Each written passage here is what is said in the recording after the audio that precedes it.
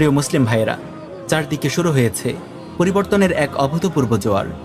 বিশুদ্ধ আকীদা ও মানহাজের দাওয়া ছড়িয়ে পড়েছে বাংলার আনাচে কানাচে। গণতন্ত্রের কুফরি এবং তাগুতি শাসন ব্যবস্থা থেকে মানুষ আল্লাহর রহমতে মুখ ফিরিয়ে নিচ্ছে।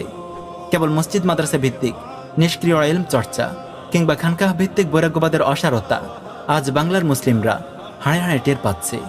তাই বর্তমানে তরুণ আলেম সমাজ এবং সচেতন আওয়াম ভাইদের মন থেকে পরাজিত মানসিকতা ধীরে ধীরে বিদায় নিচ্ছে। ইলমি ও ইমানি আদাতের ধারাবাহিকতা আল্লাহর রহমতে বেশ ভালোভাবেই চলছে। প্রস্তুত হচ্ছে উভয় দল, একদিকে তাগুতের বাহিনী আর অপরদিকে আল্লাহর বাহিনী।